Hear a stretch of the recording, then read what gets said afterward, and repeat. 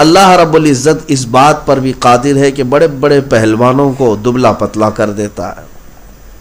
ہم نے دیکھا ہے وقت کے سورما، وقت کے بڑی بڑی طاقتوں کے مالک، لیکن جب ان کا بڑھاپا آیا تو وہ ایسے لاغر اور ایسے کمزور ہو گئے کہ کوئی ان کو اگر نہ دیکھا ہو تو پہلوان کبھی تسلیم بھی نہیں کرتا۔ ہم نے ایسے لوگوں کو دیکھا ہے کہ جو بھاری بھرکم تھے، لیکن شوگر نے آ کر، بی پی نے آ کر یا کینسر نے آ کر انہیں ایسے گلا دیا کہ جیتے جی ان کا سارا حصہ گل چکا ہوتا ہے۔ ہم نے ان کو نہایت ہی کمزور دیکھا۔ میرے عزیزو، زندگی کا یہی حال ہے۔ شیخ سعدی رحمۃ اللہ تعالی علیہ نے جو فرمایا، کتنی پیاری بات ہے۔ فرماتے ہیں انسان کی زندگی 2 ہی جملوں میں ختم ہو جاتی ہے، یہ کمانے کے چکر میں اپنی صحت گنوا دیتا ہے۔ اتنا کماتا ہے، اسے مال چاہیے، مال چاہیے، پیسہ چاہیے، پیسہ چاہیے، اور کمانے کے چکر میں اپنی صحت گنواتا ہے، اور پھر جب مال آ جاتا ہے تو صحت بچانے کے لیے مال گنواتا ہے۔ اکثر لوگوں کے حالات یہی ہیں کہ پیسے جو آ چکے ہیں وہ اب صرف اور صرف بیماریوں کے علاج میں لگانے پڑتے ہیں۔ کئی لوگوں کے ایسے ہیں کہ منتھلی ان کی جو گولیاں ہیں، ٹیبلٹ ہیں، وہ کسی کے گھر کے راشن کے برابر ہوتی ہیں۔ کسی کا گھر چل جائے اتنے راشن کے برابر کسی کی صرف اور صرف بی پی شوگر کی گولیاں ہوتی ہیں۔ یہ وہی مال خرچ کرنا ہے اپنی صحت بچانے کے لیے۔ انہی 2 چیزوں میں تو انسان زندگی مکمل کر کے چلا جاتا ہے۔ عزیزان گرامی وقار، بہت ساری چیزیں سملر ہیں۔ آپ محسوس کریں، ہم آئے تھے بغیر لباس پہنے، اس دنیا میں آئے تھے، اور لباس ہمیں ہماری ماں اور باپ نے پہنایا تھا، لیکن جانے کے وقت پھر سے لباس اتار لیا جاتا ہے۔ یعنی یہ جو چیز تم یہاں پر آ کر لیے تھے پھر یہیں چھوڑ جاؤ۔ اس دنیا کا لباس ہی الگ ہے۔ بظاہر اگر دیکھا جائے تو بغیر لباس کے آئے تھے اور بغیر لباس کے ہی جا رہے ہیں۔ وہ تو صرف ستر چھپانے کے لیے ہمارا کفن پہنایا جاتا ہے، ورنہ کفن کو کوئی لباس تو نہیں کہتا کہ وہ کوئی کرتا پائجامہ ہے یا پینٹ شرٹ ہے۔ وہ بس مردے کے جسم کو اور ستر کو چھپایا جاتا ہے۔ میرے عزیزو، جس طرح آئے تھے ویسے ہی چلے جاتے ہیں۔ ماں کے پیٹ سے کچھ نہیں لے کر آئے تھے، کچھ نہیں لے کر آئے تھے، اور جب جا رہے ہوتے ہیں تو سب کو پتہ ہے کہ کیا لے کر جا رہے ہوتے ہیں، کچھ بھی نہیں ہے۔ جس طرح سے دونوں ہاتھ خالی تھے، جانے کے وقت بھی دونوں ہاتھ خالی ہی ہیں۔ یہ زندگی کی حقیقت ہے، اور میں آپ کو بتاؤں، مانو یا نہ مانو، دنیا کا سب سے بڑا سچ موت ہے۔ تم اس کا انکار کرو یا مانو، دونوں صورتوں میں آپ کو یہ تسلیم تو کرنا ہی ہوگا کہ موت آنی ہے۔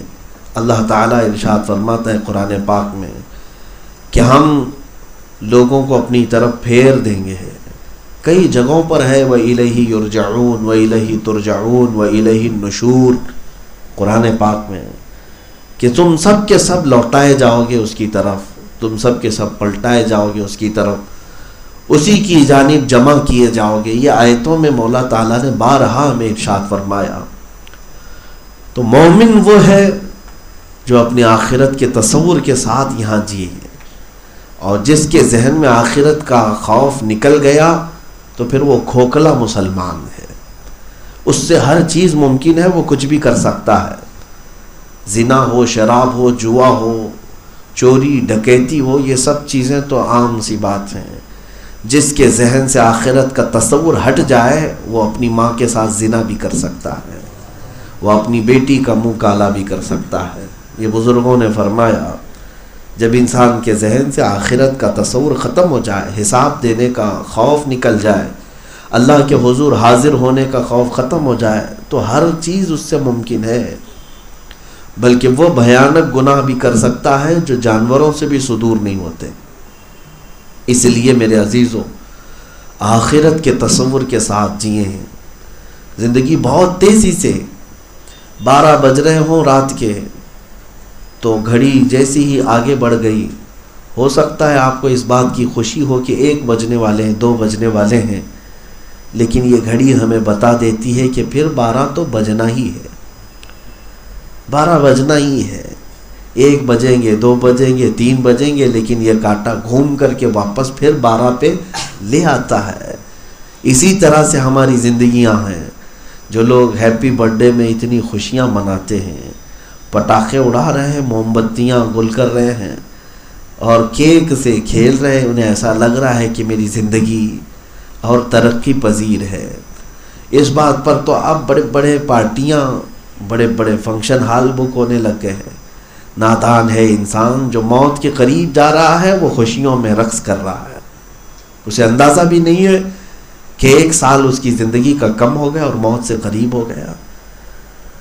میں نے یہ محسوس کیا ہے، آپ کو میں یہ بات بتا دوں کہ اگر کسی کو یہ بتا دیا جائے کہ اگلے 6 دن کے بعد تمہاری موت آنی ہے، تو مجھے بتاؤ اے مسلمانوں، کتنی پارٹیاں مناؤ گے؟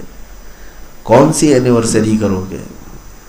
زندگی کے یہ دن ختم ہونے پر تم خوشیاں کس طرح مناتے ہو؟ بلکہ اللہ رب العزت کے حضور لوٹ آنے کی فکر اور بڑھ جانی چاہیے۔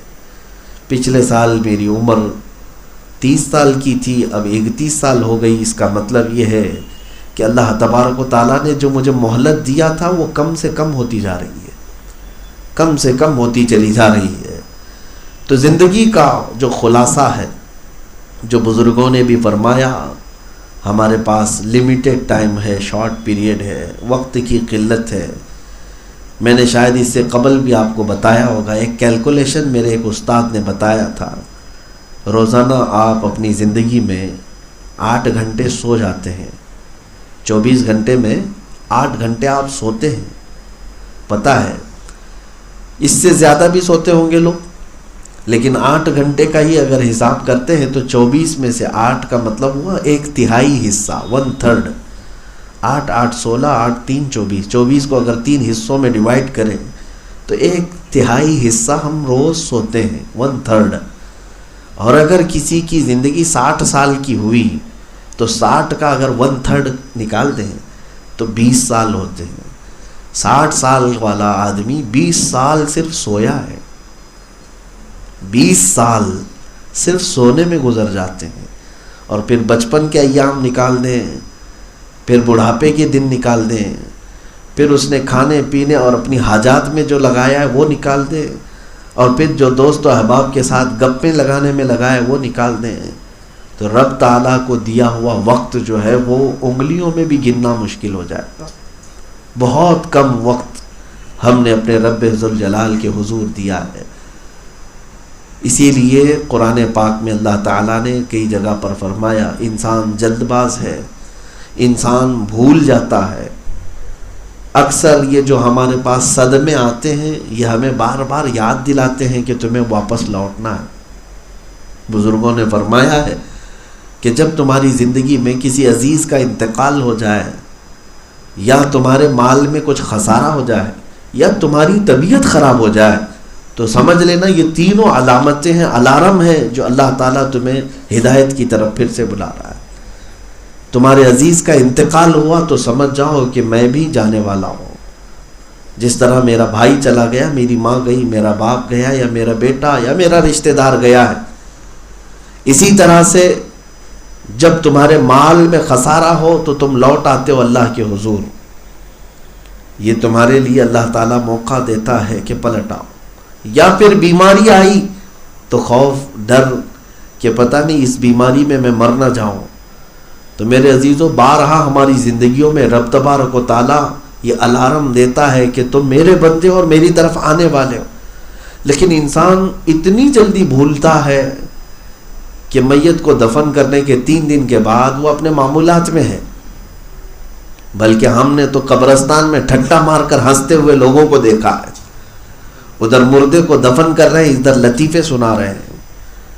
قبرستان میں مذاق مستیاں چل رہی ہوتی ہیں، کیسے ان کے سخت اور کٹھور دل ہیں، ان کے دل کالے ہو گئے۔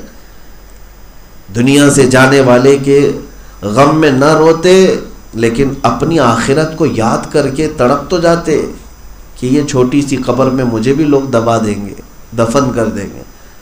جسے اپنے آخری گھر کا خیال ہو وہ کیسے مذاق کرے گا، قبرستان میں کیسے ہنسے گا۔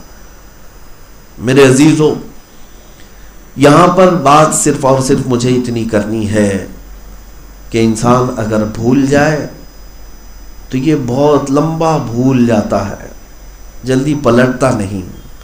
اس لیے آپ ان لوگوں کی طرح نہ بنے جو اپنے رب کو اور اپنے خدا کو بھلا کر اپنی زندگی کو یہ حقیقی منزل سمجھ بیٹھے. ایک آیت میں آپ کو پڑھ کر سناتا ہوں. رب تبارک و تعالیٰ فرماتا ہے وَلَا تَكُونُوا كَالَّذِينَ نَسُوا اللَّهَ. اللہ فرماتا ان لوگوں کی طرح مت بنو جو اللہ کو بھول گئے. تمہیں کس نے بنایا تھا یہ بھول گئے، کون کھلا رہا ہے یہ بھول گئے، کون تمہاری زندگی کے نشیب و فراز کو طے کرتا ہے بھول گئے. اگر بھول جاتے ہو تو پھر ہوگا کیا؟ رب تعالیٰ فرماتا ہے فَأَنْسَاهُمْ أَنفُسَهُمْ. ایک وقت آئے گا کہ اللہ ان کو خود کو بھلا دے گا. یعنی تم اپنے آپ کو بھول جاؤ گے کہ میں کون. یہ وقت آتا ہے جو اللہ کو بھول گئے مرنے سے پہلے وہ اپنے آپ کو بھی نہیں یاد رکھ پاتے. جاؤ بستروں کے پاس جن کی روح نکل رہی ہوتی ہے پوچھ کے دیکھو کہ نام کیا ہے، وہ آئیں آئیں کرتا رہتا ہے. ہاں سکرات کا وقت یہ معمولی نہیں ہوتا. میں سب کے متعلق نہیں کہہ رہا ہوں، بہت ساری اچھی موتیں بھی ہیں، لیکن میرے عزیزوں جو اللہ کو بھول کر پوری زندگی گزارتے رہ گئے، آخری وقت ایسا آتا ہے ان کا اپنا آپا انہیں یاد نہیں رہتا، ان کا نام تک یاد نہیں رہتا. ان کی اولاد سامنے کھڑی رہتی ہے لیکن وہ پوچھ رہے ہوتے ہیں کہ یہ کون ہے وہ کون ہے، یہ کیوں؟ وہی قرآن پاک میں اللہ نے فرمایا کہ جو اسی زندگی کو حقیقی سمجھ بیٹھے اور اللہ کو بھول گئے، اللہ تعالیٰ انہیں ان کے اپنے آپ کو بھلا دیتا ہے. مولانا فرماتے ہیں، مولانا روم جلال الدین رومی رحمۃ اللہ علیہ، کہ ایک شخص نے ایک طوطا پالا تھا اور اس کی آواز اسے اچھی لگتی تھی. اس طوطے کو اس نے کلمہ سکھایا تھا، رٹا مار کر کے طوطا بار بار یہ لا الہ الا اللہ لا الہ الا اللہ کہتا تھا. طوطے سے اسے بڑا پیار تھا.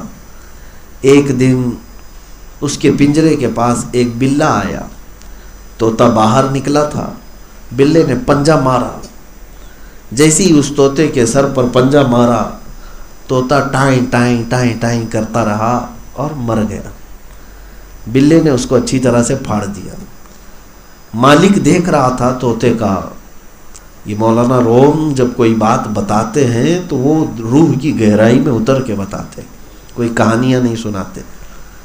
اس سے زندگی کا کوئی نہ کوئی ایک اہم بات کھلتا ہے. مالک آیا اور دیکھا کہ اس کا پالا ہوا طوطا مر گیا، لیکن بلہ جب پنجہ مارا تو یہ کافی چلا رہا تھا. اس بات کو لے کر وہ مالک جو ہے طوطے کا غمگین ہو گیا اور رونے لگ گیا. لوگ آئے، کہا کہ میاں کوئی رشتہ دار تھوڑی نہ مرا ہے، اتنا غم کر رہے ہو. طوطا مرا ہے، دوسرا طوطا لے آؤ پھر پالو، پھر وہ تمہاری تربیت میں ویسے ہی بن جائے گا جیسے پہلا طوطا تھا. اس مالک نے کہا میں اپنے طوطے کی موت کے غم میں نہیں رو رہا. طوطا طوطا تھا، مسئلہ میرے لیے وہ نہیں ہے. میں نے اس طوطے کو کلمہ پڑھایا تھا، سکھایا تھا. رٹ کر کے یہ بار بار لا الہ الا اللہ لا الہ الا اللہ کہتا تھا. طوطا صبح شام پنجرے میں بولتا رہتا تھا. لیکن آج میں نے حیرت سے دیکھا جب بلے نے اس طوطے پر پنجہ مارا تو طوطا لا الہ الا اللہ کہنے کی بجائے اپنی اصلی آواز نکال رہا تھا، ٹائیں ٹائیں ٹائیں ٹائیں ٹائیں ٹائیں، جو اس کی آواز ہوتی ہے. تو یہ مالک کہتا ہے کہ میں نے اتنے سالوں جو محنت کیا وہ چیز ہی بھول گیا. جب پنجہ اس کے اوپر پڑا مجھے اس بات کا خوف ستا رہا ہے کہ جب ملک الموت کا پنجہ ہم پر پڑے کہیں ایسا نہ ہو کہ گناہوں کی آواز آ جائے اور کلمہ ہم بھول جائے. ہوتا ہے میرے عزیزوں، ہوتا ہے. بعض لوگوں کے متعلق سنا گیا ہے کہ جب ان کی روح نکلنے کا وقت قریب آیا تو وہ گانے گانے لگ گئے، کسی کو گالی گلوچ کرنے لگ گئے. گالی دینے کی عادت تھی بچپن سے، بات بات میں گالی دیتے تھے. کسی نے کلمہ پڑھنے کے لیے کہا ایک بوڑھی عورت کو تو وہ گالی دینے لگ گئی. ایسی گالیاں کہ پھر وہ کفریات تک بھی پہنچ سکتی ہیں. خدا کو گالی دینا، اللہ کو گالی دینا، یا اس کے سامنے جس کا ذکر ہو اس کو گالی دینا. انسان اپنی اصلیت پر آ جاتا ہے مرنے کے وقت. لیکن یہ حالات ان کے لیے ہیں جو زندگی میں اللہ کو بھولے رہے. اور قرآن یہی کہتا ہے. اور ایک آیت ہے 16ویں پارے کی، اللہ تبارک و تعالیٰ فرماتا ہے کچھ لوگ قیامت کے دن اٹھائے جائیں گے اندھے ہو کر. وہ پوچھیں گے ربی لما حشرتنی اعمی وقد کنت بصیرا، اے اللہ میں تو اکھیارا تھا دنیا میں، آنکھ والا تھا، لیکن آج تو نے مجھے اندھا کر کے کیوں اٹھایا؟ قال ربی لما حشرتنی اعمی وقد کنت بصیرا. رب تعالیٰ فرماتا ہے وَكَذَلِكَ أَتَتْكَ آيَاتُنَا فَنَسِيتَهَا وَكَذَلِكَ الْيَوْمَ تُنْسَى. اے میرے بندے، دنیا میں میری بہت ساری نشانیاں تیرے پاس آتی تھی، تو بھول جاتا تھا. میری آیتیں آتی تھی، میری طرف بلانے والے آتے تھے، انہیں پیٹ پیچھے ڈال دیتا تھا. اسی طرح آج بھی تجھے بھلا دیا گیا ہے، تیری آنکھیں ختم کر دی گئی ہیں. اعمیٰ کا مطلب صرف آنکھوں سے اندھا ہونا نہیں ہے، بلکہ پورا میموری پاور ختم ہو جانا. ایک بات کی طرف آپ نے کبھی توجہ کیا، میں اس سے قبل بھی شاید آپ کے سامنے رکھا ہوں، کہ دنیا میں جو ایگزام ہوتا ہے نا، امتحان ہوتا ہے، وہ بڑا سسپینس رکھا جاتا ہے. اس کو ظاہر سی بات ہے بہت سیکیور بھی رکھا جاتا ہے. تجسس ہر ایک کو رہتا ہے. 10ویں والے ایگزام دے رہے ہیں، 12ویں والے دے رہے ہیں، ارے 7ویں والے دے رہے ہیں، لیکن کیا پرچے میں آنے والے کوشچن پتہ ہی نہیں. ڈسکشن چلتا رہتا ہے، تیاریاں چلتی رہتی ہیں.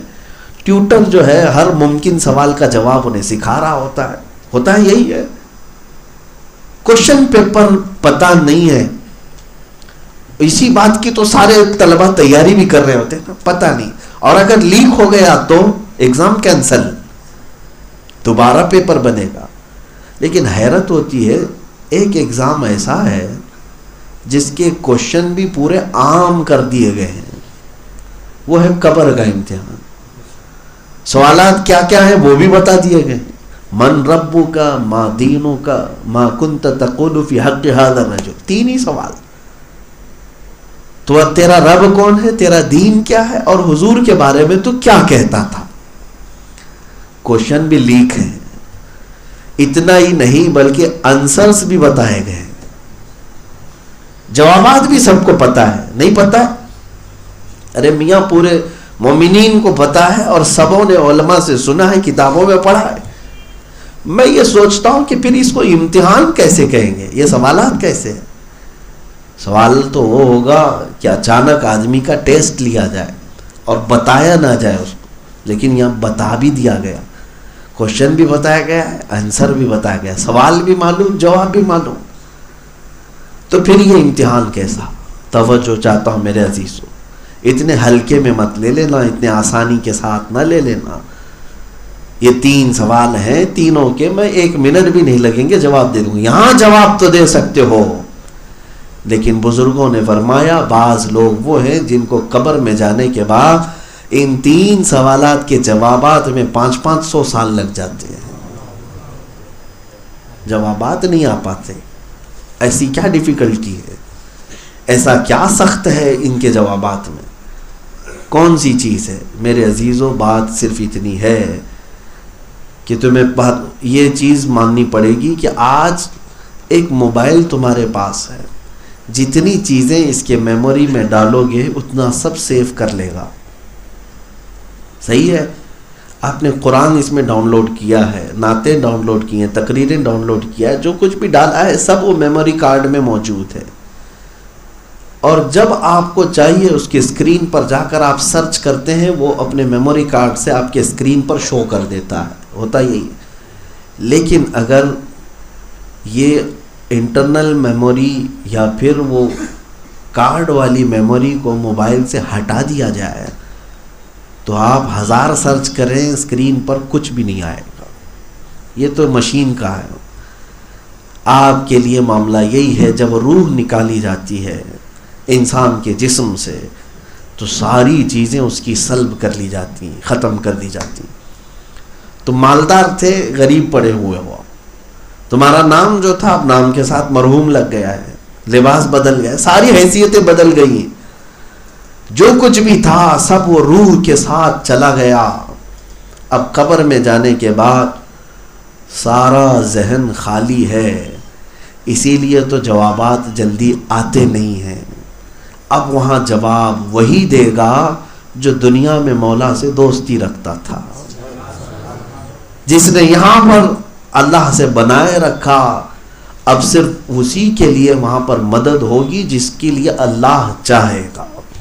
اللہ اپنے فضل سے جس کے لیے ذہن کشادہ کر دے اور اس کے جوابات اسے عطا کر دے، کیونکہ جس نے روح نکالا ہے وہی اس بات پر قادر ہے کہ وہ روح نکالے جانے والے بندے کے اندر پھر سے وہ طاقت و قوت عطا کرے کہ وہ جوابات دے سکے۔ عزیزان گرامی وقار، اتنی بات تو طے ہے، تمہارے ہاتھ میں نہ دنیا میں کچھ ہے نہ قبر میں کچھ ہے، جو کچھ ہوگا وہ فضل مولا سے ہوگا۔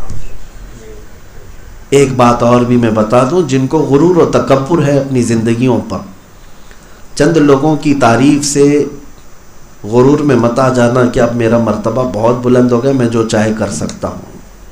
پیسہ اگر آ گیا ہے تو یہ بھی مت سمجھ لینا کہ میں پیسے سے ہر چیز کر سکتا ہوں۔ فرعون، قارون، حامان، شداد، یہ وہ نام ہیں جنہوں نے دنیا کی اکثر دولت پر قبضہ کیا لیکن کر کچھ نہیں سکے۔ میں نے چند دنوں قبل ایک مشہور و معروف کمپنی کے مالک کا تذکرہ پڑھا تھا، کوریا کا۔ اس کا حال یہ تھا کہ وہ اپنے ملک کی حکومتوں کو بدل دیتا، اتنے بڑے پیسے والا تھا۔ یہ 2012 یا 14 کی بات ہے۔ اس کے اچانک صحت میں ایسی گراوٹ آئی کہ وہ کوما میں چلا گیا، جس کے پاس اربوں ڈالر ہیں۔ اس کا بیٹا موجود تھا، اس کا یہ اعلان تھا کہ جو ڈاکٹر اس کے باپ کا علاج کرے وہ پر ڈے $1 کروڑ لے سکتا ہے، پر ڈے اس کو اتنا پے کیا جائے گا، بس ایک بار اس کو ہوش میں لے آئے تاکہ یہ ہمیں ہوش میں آ کر کے اپنی ساری چیزیں بتا کر کے جائے۔ 4 سال تک وہ امیر آدمی بستر پر پڑا رہا، نہ ہاتھ اٹھا سکتا نہ پیر اٹھا سکتا، دیکھتا رہتا، گھورتا رہتا، یہ کوما کی کیفیت تھی۔ 4 سال کے بعد کروڑوں ڈالر اس کے اوپر خرچ کیے گئے اور اس کے بعد دنیا سے چلا گیا، ختم ہو گیا۔ میں نے یہ محسوس کیا، اتنے بڑے پاور والا جو کبھی تختے بدل دیتا، حکومتیں بدل دیتا، لیکن وہ صرف اپنا بستر بدل نہیں سکا، اپنی صحت کو نہیں واپس لا سکا۔ یہ انسان کی حیثیت ہے، ہماری زندگی کی یہی حیثیت ہے۔ مولا علی کرم اللہ وجہہ الکریم کے پاس ایک شخص آیا اور اس نے کہا کہ حضور، ہماری دوڑ بھاگ، ہم طاقت حاصل کرنے کے پیچھے اتنا بھاگتے ہیں، انسان کتنا پاور حاصل کر سکتا ہے یا انسان کتنا طاقتور ہے؟ تو وہ تو سامنے پوچھنے والے کے انداز کے اعتبار سے جواب دیا کرتے۔ مولا علی کرم اللہ وجہہ الکریم نے فرمایا، اس کے جوابات تو بڑے تفصیلی ہیں، مگر میں تجھے ایک بات کہتا ہوں کہ ایک پیر اٹھا، کھڑا ہو جا۔ وہ سامنے آنے والا شخص پوچھا کیا تھا کہ انسان کی کتنی طاقت ہے؟ حضرت علی نے کہا ایک پیر اٹھاؤ۔ پیر اٹھایا، ایک پیر پہ کھڑے رہو۔ ایک پیر پہ کھڑا رہا، پھر حضرت علی نے فرمایا کہ دوسرا پیر بھی اٹھاؤ۔ کہا کہ حضور اب تو سر کے بل گروں گا۔ حضرت علی نے فرمایا بس اتنی طاقت ہے، اتنی ہے تمہارے پاس کہ ایک ہی پیر اٹھا سکتے ہو، دوسرا اٹھاؤ گے تو سر کے بل گرو گے۔ اس سے زیادہ تمہارے پاس پاور بھی نہیں ہے، طاقت بھی نہیں ہے۔ ہاں، رب تبارک و تعالیٰ اپنی شان سے جسے جتنا نوازنا چاہے، لیکن انسان اپنی طاقت کے بل بوتے اس سے زیادہ نہیں حاصل کر سکے گا۔ عزیزان گرامی وقار، یہ ساری باتیں میں نے جو عرض کی ہیں آپ کے سامنے، یہ زندگی کی حقیقتیں ہیں جس سے آپ انکار نہیں کر سکتے۔ یہ زندگی کے وہ فیکٹ ہیں جس کو آپ منہ نہیں چھپا سکتے۔ اسی لیے وہ بات مجھے یاد آتی ہے، سرکار غوث العظم دستگیر سیدنا عبد القادر جیلانی رضی اللہ تعالیٰ عنہ جب بیان کرتے تھے تو ان کے خطبے میں ہزاروں لوگ روتے تھے، کئی بے ہوش ہو جاتے، کئی لوگوں کے جنازے نکلتے. کیوں؟ وہ آخرت کے تصور پر ہی ان کے اکثر خطبے ہوا کرتے. غوث پاک کے خطبے آج بھی لکھے ہوئے موجود ہیں، پوری کتاب موجود ہے، لیکن آپ دیکھیں گے کہ پورا ان کا بیان اور خطبہ اسی بات پر چلتا رہتا تھا کہ آخرت ہے اور زندگی ختم ہونے والی ہے. ایک بار آپ نے ممبر پر بیٹھ کر کیا بیان کیا سنیں. پہلے تو اپنے صاحبزادے سے کہا آج تم بیان کرو، وہ بیان کرتے رہے، لوگ خاموش رہے. وہ اتر آئے اور کہا ابا جان آپ جس طرح بیان کرتے ہیں کہ لوگ دھاڑے مار کر کے روتے ہیں، میں نے بیان کیا کافی دیر تک لوگوں میں سناٹا ہے. غوث پاک پھر خود چڑھ گئے ممبر پر، کہا میں بیان کرتا ہوں. اور بیان کیا کیا؟ کہا اے لوگوں سنو، میرے گھر میں آج ایک عجیب حادثہ ہوا. میں نے دوپہر کا وقت تھا، گرمیاں تھیں، میری بیوی نے دہی جمع کر رکھا تھا مٹی کی ہانڈی میں تاکہ ان گرمیوں میں میں دہی کھا لوں. دوپہر کو جب میں پہنچا تو میرے پہنچنے سے پہلے ایک بلہ آیا اور پنجہ مارا اور دہی کی ہانڈی پھٹ گئی، پورا دہی بہہ گیا. نہ میں کھا پایا نہ میری بیوی کھا پائی. اتنا بیان کیا غوث پاک تو لوگ رونے لگ گئے، دھاڑے مار کر رونے لگے. کیا تھا میرے عزیزوں، گھر کا واقعہ بیان کرنے پر رونا کس بات کا؟ اصل میں بات یہ تھی کہ وہ بغداد والے جو محفل میں حاضر ہوتے تھے وہ غوث پاک کے مرید ہی نہیں، وہ اہل دل تھے. وہ باتوں کی تہ تک پہنچتے کہ غوث پاک اپنے گھر کا قصہ نہیں سنا رہے ہیں بلکہ ہر انسان کی زندگی کی حقیقت اور اس کا فیکٹ بتا رہے ہیں کہ تم جس طرح سے میرے گھر میں دہی جمایا گیا تھا گرمیوں میں کھانے کے لیے، پوری زندگی بھر مال جمع کرتے ہو کہ بڑھاپے میں کام آ جائے، مصیبت کے وقت کام آ جائے، جمع کرتے کرتے رہ جاتے ہو. پھر وہ وقت آتا ہے جب تمہارے کھانے کا اس سے پہلے ملک الموت آ کر تمہاری روح قبض کر جاتا ہے. جس طرح میرے گھر میں بلے نے پنجہ مارا اور دہی کی ہانڈی توڑ دیا، بہہ گیا، ہماری زندگیوں میں بھی ہم نے دیکھا ہے کہ سب کا سب دھرا کا دھرا رہ جاتا ہے، ویسے کہ ویسے ہم چھوڑ کر چلے جاتے ہیں. آپ کو اندازہ بھی ہے کہ جس وقت دنیا سے آپ جا رہے ہوتے ہیں یا ہم جا رہے ہوتے ہیں کتنی چیزیں باقی رہ جاتی ہیں، کتنی چیزیں ہمارا سارا کا سارا یہاں چھوڑ کر کے ہم رخصت ہوتے ہیں. کئی اولاد اگر اللہ نے دیا ہے تو بیوی بچے اور اپنا بنایا ہوا وہ گھر، اپنے خریدے ہوئے سامان، اپنی جان جس میں لگی ہوئی وہ لباس، اپنا مال، یہ ساری چیزیں دیکھتے رہ جاؤ گے. اور جب تمہیں اٹھا کر لے جایا جا رہا ہوتا ہے خالی طور پر کچھ بھی نہیں، کفن میں ایک جیب تک نہیں سلتے اور قبر میں ایک تکیہ تک نہیں رکھتے اور سونے کے لیے ایک چٹائی بھی نہیں دیتے، کچھ بھی نہیں ہوتا. یہی زندگی کی حقیقت ہے، اس سے منہ نہیں موڑو. کب تک اس سے منہ موڑو؟ میرے آقا صلی اللہ تعالیٰ علیہ وسلم کی اس حدیث کی وجہ سے میں آج یہ بیان کر رہا ہوں جس میں اللہ کے نبی صلی اللہ علیہ وسلم نے فرمایا میں جا رہا ہوں، دو نصیحت کرنے والوں کو تمہارے درمیان چھوڑ جاتا ہوں.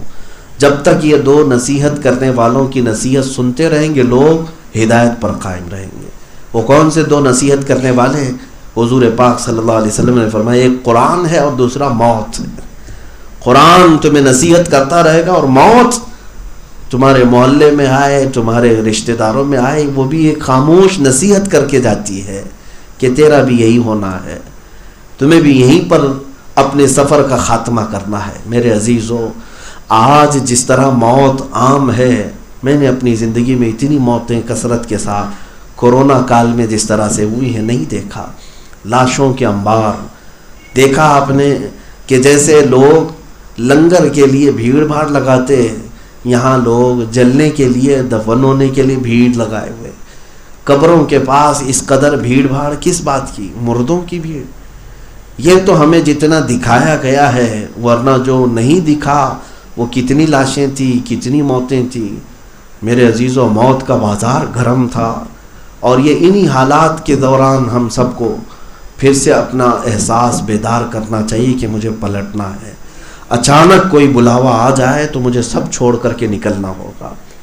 اسی لیے چند نصیحتیں میری سن لو کہ جانے کے وقت اچانک کوئی موت آئے تو اتنی تیاری تو رہے کہ پھر میرے بعد میرے گھر والے یا کوئی دیکھے تو میرے اوپر وہ لان تان تو نہ کرے.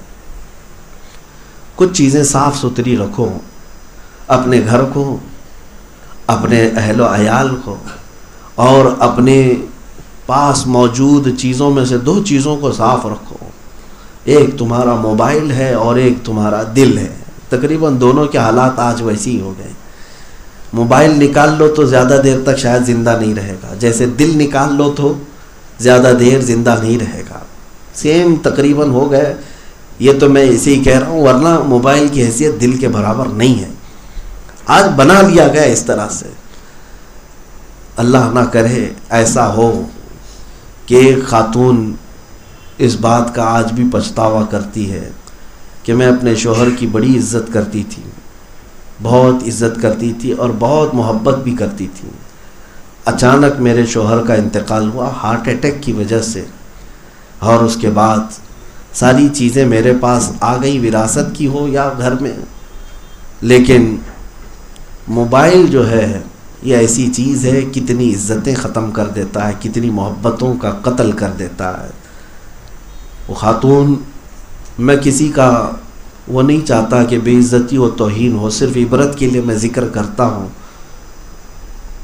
سوال اس نے اس لیے بھی نہیں کیا تھا کہ اپنے شوہر کے لیے کچھ غلط جملے یا کچھ بددعا کرے، لیکن صرف اس لیے کہ دل میں جو کھٹائی آئی ہے، جو کڑوائی آئی ہے، کڑواہٹ آئی ہے، اس کو ختم کیسے کروں.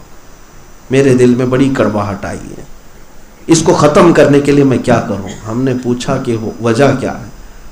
کہا کہ موبائل کو جب پھر ہم نے اس کی موت کے 2-3 دن بعد اوپن کیا تو وہ بھیانک چیزیں تھیں جو ہمیشہ وہ مجھ سے چھپائے رکھتا تھا، اور وہ غلاظتیں تھیں جس کو ذکر نہیں کر سکتے. تو تمہارے قریبی رشتہ دار، تمہاری بیوی تم سے بدظن ہو سکتی ہے صرف ایک آلے کی وجہ سے. تو سوچو کہ اللہ کے حضور جا رہے ہیں جو قادر مطلق، ایک آن کے لیے بھی غافل نہیں ہے ہماری حرکتوں سے. اس کے سامنے پھر ہماری شرمندگی اور ذلت کا کیا حال ہوگا. یہ سب چیزیں پاک و صاف تو رکھیں. کئی لوگوں کے حالات ایسے ہیں کہ انہوں نے ڈائریوں میں لکھ رکھا تھا. موبائل آنے سے پہلے کے حالات ایسے تھے، وہ گناہ بھی لکھتے تھے، نیکیاں بھی لکھتے تھے. پتہ نہیں ایسا کیوں ماحول تھا، لیکن جب ان کے ہاتھ، ان کی ڈائریاں دوسروں کے ہاتھ لگی تو زندگی بھر کمائی ہوئی عزت ختم ہو گئی. دل پاک رکھو کہ اللہ کے حضور جانا ہے. اور یہ باقی دنیاوی چیزوں میں شاید تمہارا موبائل ہو، کمپیوٹر ہو، کوئی بھی چیز ہو، اس کو پاک رکھو کہ تمہاری عزت برقرار رہے. تمہیں اندازہ نہیں کہ کس وقت تمہاری موت آ جائے.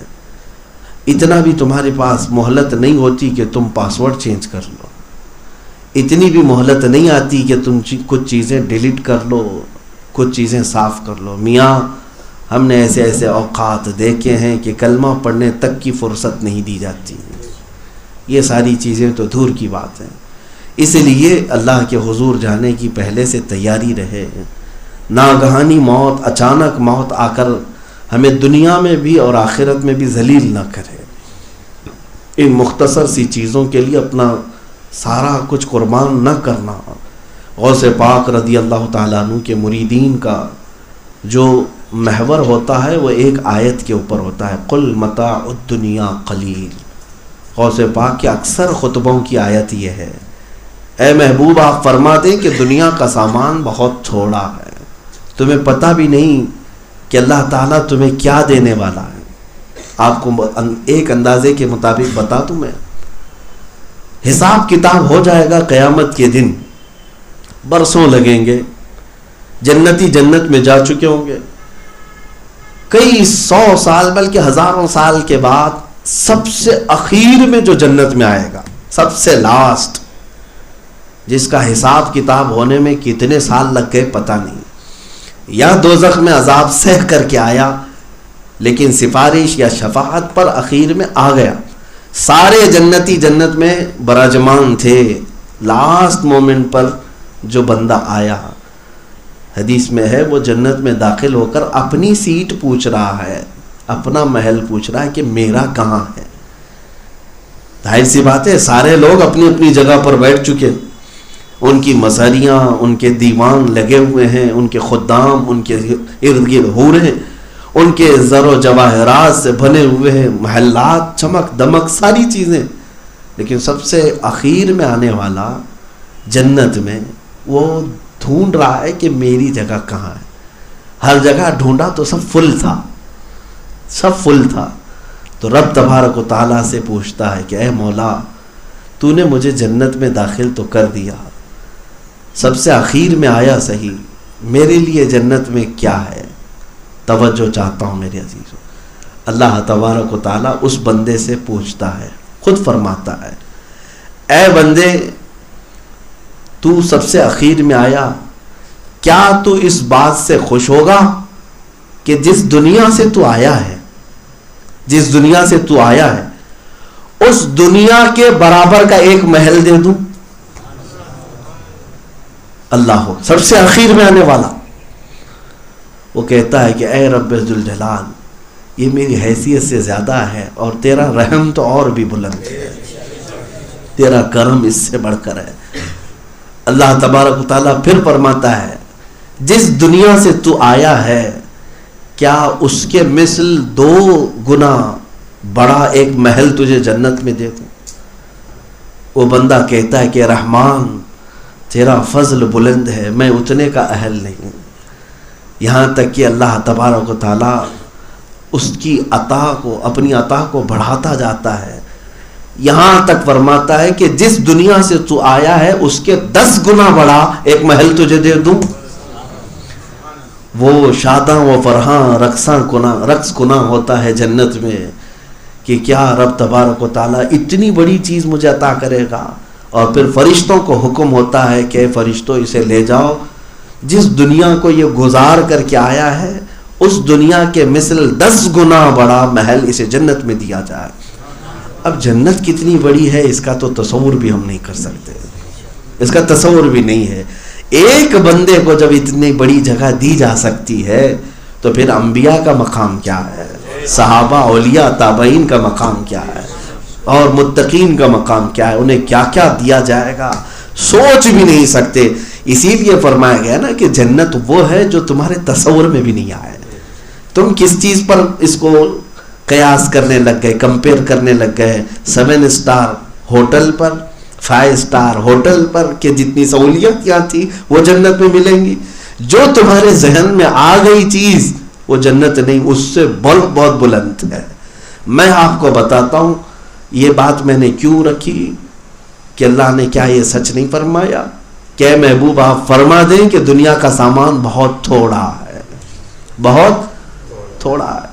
یہاں تک کہ ایک حدیث پاک میں یہ بھی ملتا ہے کہ دنیا کا سب سے زیادہ عیش کیا ہوا آدمی، سب سے زیادہ عیش کیا ہوا آدمی جو ہر نعمت یہاں چکھ چکا ہوگا، ہر نعمت چکھ چکا ہوگا، وہ چاہے 5 اسٹار ہو، 7 اسٹار ہو، یا بادشاہوں کے محلات ہوں، ہر لذیذ غذا کھایا ہوا ہو، ایسا شخص وہاں پر قیامت کے دن لایا جائے گا اور اسے صرف جنت کی چلنے والی ہوا دکھائی جائے گی یا خوشبو بتائی جائے گی، اور اس کے بعد پھر اہل محشر کو اس کے سامنے پیش کیا جائے گا. اس سے پوچھا جائے گا کہ تو نے دنیا کی ہر لذت، ہر نعمت چکھ لی تھی، دنیا کا سب سے عیش کیا تھا، تیرا وہ عیش اور تیری دنیا کی وہ ساری لذتیں جس کو تو نے مال سے حاصل کیا، ہر طرح کا آرام، وہ بلند تھا یا جنت؟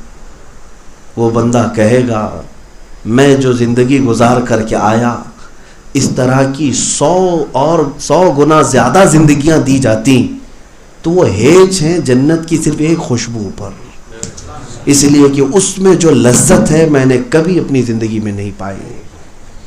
میرے عزیزوں یقین تو کرو اللہ نے جو فرمایا دنیا کا سامان تھوڑا ہے، بل آخرت خیر لمن اتقی، آخرت بہتر ہے اس کے لیے جو اللہ سے ڈرا، پرہیزگاری اختیار کیا. کتنا حاصل کر سکو گے مجھے بتاؤ، کتنا جمع کر سکو گے، کتنا حاصل کر سکو گے؟ پوری زندگی جوخم میں ڈال لو، پھر بھی آج کے دور میں حالات ایسے ہیں کہ ایک گھر شہر میں بنا نہیں پاؤ گے. چلو بنا بھی لیا، اور بلندی پر چلے گئے، اور بلندی پر، کہاں تک پہنچ سکو گے؟ اتنی تمہاری حیثیت نہیں آ سکے گی کہ تم اپنی دل کی دھڑکنوں کو تھوڑا اور بڑھا سکو، نہیں رک، ساری چیزیں حاصل کرنے کے بعد بھی تمہارے پاس کچھ نہیں رہے گا۔ اسی لیے اس بات کا یقین کر لو کہ جو اللہ کے پاس ہے وہ بہت بلند ہے، وہ بہت زیادہ ہے، اور اس کے لیے ہمیں تھوڑی بہت چیزوں کا یہاں عیش قربان کرنا چاہیے۔